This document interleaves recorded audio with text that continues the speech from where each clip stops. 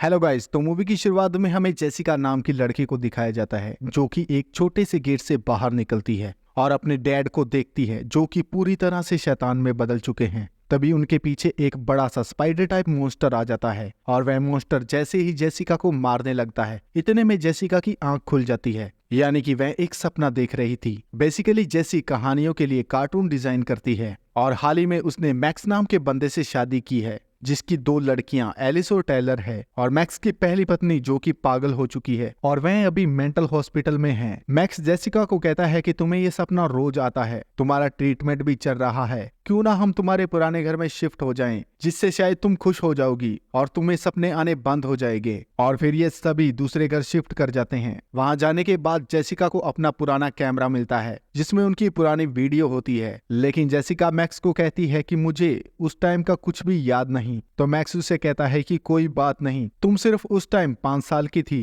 Jessica के dad भी इस वीडियो के अंदर थे जो कि जेसिका के बचपन में उसकी मां मरने के बाद मेंटल हो गए थे और वह भी अभी हॉस्पिटल में एडमिट थे। जेसिका अक्सर अपने डैड को वहां मिलने जाती है। जेसिका अपने नए घर में आकर काफी खुश होती है और वह चाहती है कि उसकी दोनों बेटियां भी यहाँ पर खुश रहें, क्योंकि वह अपनी माँ के पागल होने के बाद काफी अपसेट थी। इसलिए जेसिका उन्हें माँ का प्यार देना चाहती थी, लेकिन टेलर का बर्ताव जेसिका के लिए ठीक नहीं था। पर मैक्स जेसिका को कहता है कि ये बहुत जल्द तुम्हें प्यार करने लगेगी। फिर एलिस जेसिका को हाइड एंड सीक खेलने के लिए कहती है, तो जेसिका एलिस को कहती है कि तुम छुपो, मैं तुम्हें ढूंढती हूँ। लेकिन तभी जेसिका को एक क्लाइंट का फोन आ जाता है और वह फोन में बिजी हो जाती है। वह भूल जाती है कि उसने एलिस को ढूंढना है और वहीं एलिस छुपने के चक्कर में घर के बेसमेंट में चली जाती है, जहां पर हमें एक अजीबोगरीब इंसान दिखाई देता है और इस बेसमेंट में एक दरवाजा होता है। एलिस उस दरवाजे को खोलती है, वहां पर एक छोटा सा टेडी होता है। वह उसे उठाकर अपने साथ ऊपर ले जाती है। जेसिका का फोन कट होने के बाद वह एलिस को ढूंढती है तो एलिस अपने कमरे में होती है, लेकिन एलिस अब जेसिका को कहती है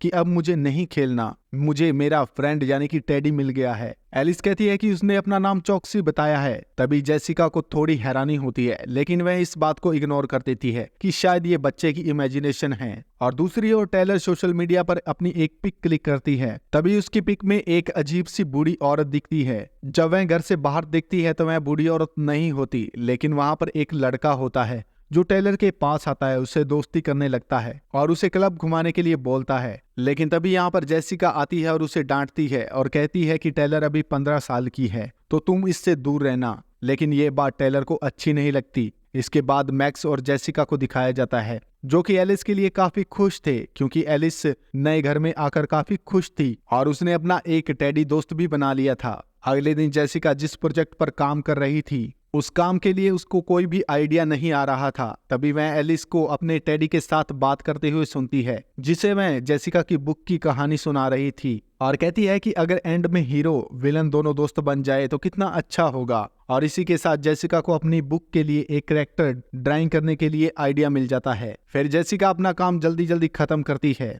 और इसके बाद में मैक्स को बताती है कि आज एलिस की वजह से मैं कॉमिक बुक के लिए नया कैरेक्टर ऐड कर पाई। इसके बाद एलिस जेसिका के पास आती है और वह उससे कहती है कि मेरे दोस्त यानी टेडी ने मुझे कुछ टास्क दिए हैं और वह टास्क पूरी करने के लिए तुम मेरी मदद करो, मुझे कुछ स्माइली टॉय चाहिए। तो जेसिका उसे बॉल पर एक स्माइल बनाकर देती है और अपने काम में लग जाती है। जेसिका को काम करते हुए लगभग रात हो जाती है तो उसे अजीब सी आवाज आती है कि कोई बॉल से बेसमेंट की ओर खेल रहा है। जब वह बेसमेंट में जाती है और देखती है कि जो बॉल उसने स्माइली बनाकर एलिस को दी थी अब उसके ऊपर सैड इमोजी बनी हुई है।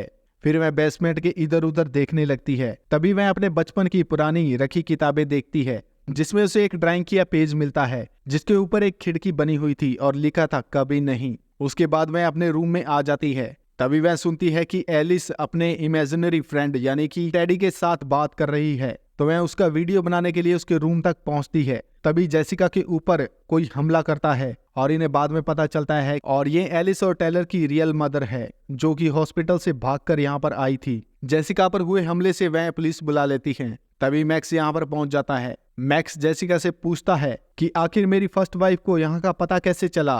तो टेलर कहती है कि मेरी वजह से, क्योंकि मैंने उन्हें मैसेज किया था, ये मेरी गलती है। इसके बाद ये मामला शांत हो जाता है। फिर जेसिका एलिस के रूम में जाती है ताकि वह खुद को डरी हुई महसूस ना करे। जेसिका एलिस से पूछती है कि क्या तुम ठीक हो, तो एलिस कहती है कि हाँ मैं बिल्कुल ठीक हूँ। फिर एलिस जेसिका को कहती है कि मेरा फ्रेंड चॉक्सी मेरी मदर की हालत ठीक कर रहा था और वह धीरे धीरे ठीक हो रही थी, जैसे कि मेरे हाथ का जख्म ठीक हो रहा है। तो जेसिका उसकी बातें सुनकर हैरान हो जाती है, लेकिन उसे मुस्कुराते हुए कहती है कि ये सिर्फ तुम्हारा इमेजिनरी फ्रेंड है, हमें अपने घाव से डरना नहीं चाहिए क्योंकि ये हमारी लाइफ का हिस्सा है। और जैसा घाव एलिस के ऊपर था ठीक वैसा घाव वह अपने हाथ पर दिखाती है और उसे बताती है कि जैसा घाव तुम्हारे हाथ पर है बिल्कुल वैसा मेरे हाथ पर भी है, तुम्हारा ये फ्रेंड असल दुनिया में नहीं है। तो एलिस कहती है कि चॉक्सी जैसा फ्रेंड बचपन में तुम्हारा भी था। तो वह एलिस की ये बात सुनकर चौंक जाती है कि मेरे बचपन के बारे में इसे कैसे पता। तो एलिस कहती है कि यह सब मुझे चॉक्सी ने बताया है। फिर जेसिका उसे गुड नाइट बोल के चली जाती है। इसके बाद हमें टेडी को दिखाया जाता है जो कि एलिस के साथ चिपक कर सोता है। अगले दिन एलिस चॉक्सी का दिया हुआ टारगेट पूरा करने के लिए जेसिका के पास कुछ चीजें इकट्ठा करती है। इसके बाद मैक्स को दिखाया जाता है जो कि काम के सिलसिले से कहीं बाहर जा रहा था। तो जेसिका उसे कहती है कि तुम आराम से चले जाओ, मैं घर को पूरी तरह से संभाल लूंगी। मैक्स के जाते ही यहाँ पर एक बूढ़ी औरत जेसिका के पास आती है और उसे बताती है कि तुम्हारी बेटी एलिस बिल्कुल तुम्हारी तरह है, तुम भी बचपन में बिल्कुल ऐसी थी, तुम्हारी इमेजिनेशन भी बहुत बढ़िया थी जैसे कि एलिस की है। बचपन में तुम्हारा भी एक इमेजिनरी फ्रेंड था जिसे तुम सी भी बुलाती थी। तो जेसिका उसकी ये बात सुनकर काफी हैरान हो जाती है और अपने बचपन के बारे में जानने के लिए वह अपने पिता से मिलने हॉस्पिटल पहुंचती है क्योंकि उनके बचपन का सिर्फ उन्हें ही पता था। फिर वह टेलर को कहती है कि मैं किसी काम से बाहर जा रही हूँ, तुम एलिस का ध्यान रखना। फिर जेसिका हॉस्पिटल पहुंच जाती है तो वह अपने पापा को बताती है कि मैं हमारे पुराने घर में दोबारा शिफ्ट हो चुकी हूँ। जेसिका अपने पापा को वह पुरानी वीडियो दिखाती है। वीडियो देखते ही वह अजीब तरह रिएक्ट करने लग जाता है और वह कहता है कि मैंने उस चीज की आंखों में देखा और वह पागल हो गया और वह जेसिका को जोर से पकड़ने लगता है। इतने में यहाँ पर हॉस्पिटल का स्टाफ आकर सब संभाल लेता है। जेसिका अपने पिता की ये हालत देखकर काफी परेशान होती है और दूसरी तरफ हमें एलिस को दिखाया जाता है जो कि अपने टास्क के चलते कुछ कीड़े इकट्ठा कर रही होती है। तो टेलर उससे पूछती है कि तुम क्या कर रही हो। तो एलिस कहती है कि चॉक्सी ने कहा है कि मैं जब ये अपना टास्क पूरा कर लूंगी तो वह मुझे अपने साथ अपनी दुनिया में ले जाएगा। टेलर उसकी बातों को इग्नोर करती है और अपने पड़ोसी लड़के को टाइम पास करने के लिए घर बुलाती है क्योंकि जेसिका इस टाइम बाहर गई हुई थी। वह लड़का जब एलिस के हाथ में कीड़े की जार देखता है तो वह एलिस से कहता है कि तुम ये क्या कर रही हो। तो एलिस उसे कहती है कि तुम मेरी चीजों को हाथ मत लगाओ। तो टेलर उस लड़के को बताती है कि इसका कोई इमेजिनरी फ्रेंड है जो उसे टास्क दे रहा है और वह ये टास्क पूरा करने में लगी हुई है। तो वह लड़का एलिस को साइको नाम से बुलाता है। फिर वह लड़का टेलर को ड्रग्स देने की कोशिश करता है लेकिन टेलर उसे साफ मना कर देती है। फिर वह लड़का टेलर के फादर की दारू उठाता है और टेलर को बोलता है कि हम ड्रिंक एंजॉय करेंगे। तभी उसके हाथ से एक बोतल गिरकर टूट जाती है। तो फिर टेलर उसे टॉवल लाने के लिए ऊपर भेजती है। जब वह टॉवल लेने के लिए ऊपर जाता है तो चॉक्सी यानी कि वह टेडी उसे बहुत ज्यादा डराता है और वह लड़का चॉक्सी से पूरी तरह से डर जाता है। फिर उसकी आवाज सुन के टेलर यहाँ पहुंचती है। तभी जेसिका भी घर में आ जाती है और इनके पीछे पहुंचती है। जेसिका के हाथ में उनके ड्रग लग जाते हैं तो जेसिका उन्हें बहुत डांटती है और उस लड़के की मदर को यहाँ पर बुलाकर उसकी हरकतों के बारे में बताती है। और इसके बाद वह अपने रूम में देखती है कि उसकी ड्राइंग को किसी ने फाड़ दिया है। तो जेसिका को काफी गुस्सा आता है। इसके बाद वह एलिस को देखने के लिए उसके रूम में जाती है और उससे बातें करने लगती है कि बचपन में मैं भी किताबें फाड़ दिया करती थी लेकिन अपनी, दूसरों की नहीं। तभी एलिस करवट लेती है तो जेसिका चेक करने लगती है कि एलिस सो रही है या मेरी बातें सुन रही है, लेकिन वह देखती है कि वहां पर एलिस नहीं बल्कि चॉक्सी है। यह देखकर वह बहुत ज्यादा हैरान और डर जाती है। फिर वह खिड़की के बाहर देखती है तो एलिस अपने टारगेट के चलते हुए हाथ पर कील मारने वाली होती है और ये उसका वह आखिरी टास्क होता है। लेकिन ठीक वक्त पर जेसिका उसे बचा लेती है लेकिन फिर भी उसे थोड़ी खरोंच लग जाती है। एलिस की इन्हीं हरकतों की वजह से वह एक साइकियाट्रिस्ट को बुलाती है और वह डॉक्टर एक वीडियो कैमरा लगाकर उससे पूछताछ की रिकॉर्डिंग करती है और तभी हमें पता चलता है कि दरअसल चॉक्सी यानी कि टेडी जो अभी तक हमें दिखाई दे रहा था वह रियल में है ही नहीं, वह सिर्फ एलिस और जेसिका की इमेजिनेशन थी। और वह इसी बात की पुष्टि के लिए टेलर से पूछती है तो टेलर कहती है कि मैंने अभी तक इस घर में कोई टेडी नहीं देखा और डॉक्टर भी उन्हें यही बात बताती है। यह मामला थोड़ा गंभीर हो जाता है। फिर डॉक्टर जेसिका को बताती है कि ऐसे बहुत से बच्चों के साथ हुआ है और उन्होंने जो लास्ट में शब्द यूज किया था वह कभी नहीं था और उस शब्द के बाद वह सभी बच्चे गायब हो गए और अभी तक उनके बारे में कुछ भी पता नहीं चला। तभी जेसिका को याद आता है कि मैंने अपनी ड्राइंग में ये शब्द लिखा हुआ देखा था। तो वह अपनी पुरानी ड्राइंग की बॉक्स से वही पेज निकालती है और डॉक्टर को दिखाती है। तो डॉक्टर उसे बताती है कि एक अजीब सी शक्ति है जो कि बच्चों के मन को कंट्रोल करती है, और जितने भी बच्चे गायब हुए थे उन सभी बच्चों ने कहा था कि हमारा दोस्त हमें अपनी दुनिया में लेकर जाएगा, और उसके बाद वह बच्चे आज तक नहीं मिले। तो जेसिका और टेलर फिर घबराते हुए एलिस के रूम में पहुंचती हैं, लेकिन एलिस वहां पर नहीं होती। फिर हमें दिखाया जाता है कि एलिस एक दीवार पर कुछ निशान बना रही है,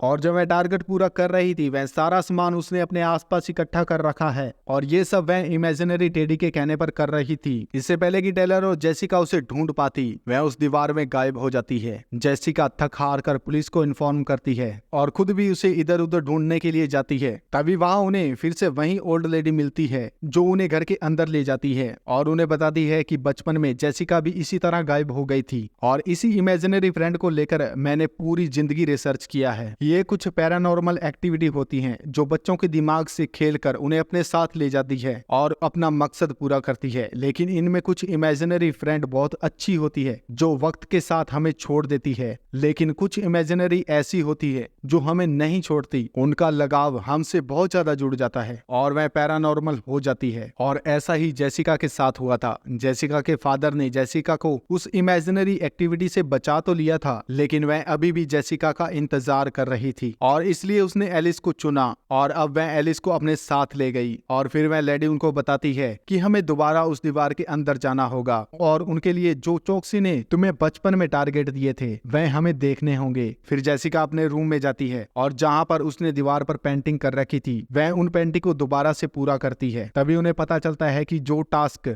एलिस को दिए गए थे सेम वही टास्क मुझे दिए गए थे। फिर वह जल्दी से वह टास्क पूरा करके उस दीवार के पास चले जाते हैं और उस दीवार को खोलने वाले होते हैं, लेकिन टास्क में कुछ कमी होती है, इसलिए टेलर जेसिका को बुरा भला कहती है, जिससे वह बहुत ज्यादा दुखी हो जाती है, और यह एक टास्क का हिस्सा होता है। और फिर वह दीवार खुल जाती है और ये तीनों उस दीवार के अंदर चले जाते हैं और उस दीवार के दरवाजे में कैंची फंसा देते हैं ताकि दोबारा यहाँ से वापस जा सके। और वहाँ हम एक अजीबोगरीब इमेजिनरी दुनिया देखते हैं, और यहाँ पर बहुत सारे दरवाजे होते हैं। फिर जेसिका और टेलर एलिस को ढूंढने लगती हैं, और दूसरी तरफ वह बूढ़ी औरत यहाँ पर आने के बाद बहुत ज्यादा खुश हो जाती है क्योंकि उसका यह ड्रीम होता है। उसने यहाँ पहुंचने के लिए सालों की रिसर्च की थी और वह इस दुनिया में आने के लिए पागल थी। वह यहाँ से दोबारा वापस नहीं जाना चाहती थी। फिर जेसिका यहाँ पर अपनी बनाई हुई एक ड्राइंग को देखती है, और जैसे ही वह उस ड्राइंग को छूती है तो वहां पर एक स्क्रीन टाइप जेसिका का पास्ट दिखने लग जाता है, जिसमें वह देखते हैं कि उसके पिता ने जेसिका को कैसे इमेजिनरी दुनिया से बाहर निकाला था।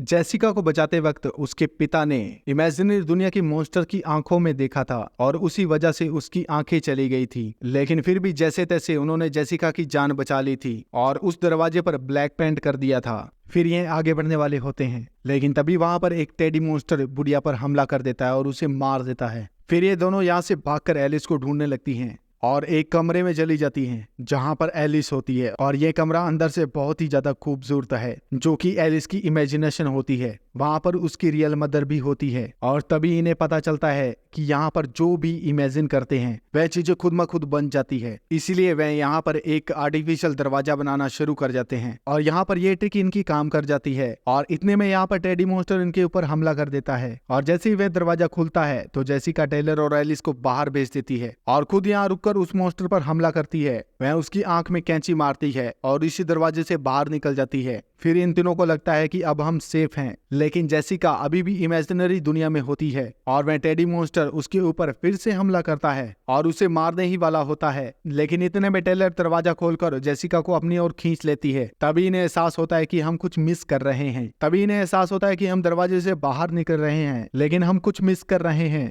तभी जेसिका को याद आता है कि इस दरवाजे से बाहर निकलने के बाद उसके फादर ने ब्लैक पेंट किया था, और फिर ये सभी मिलकर उस दरवाजे पर ब्लैक पेंट कर देते हैं। और इसके बाद में वे यहाँ से बाहर निकलते हैं, और बाहर निकलने के बाद जेसिका अपने पिता से मिलने जाती है और वहां जाकर बहुत ज्यादा इमोशनल हो जाती है कि उन्होंने मेरे लिए अपनी पूरी जिंदगी खराब कर दी। और इसी के साथ इस कहानी का अंत होता है। तो आपको ये मूवी कैसी लगी कमेंट बॉक्स में जरूर लिखेगा। तो मिलते हैं फिर नेक्स्ट वीडियो में, तब तक के लिए बाय।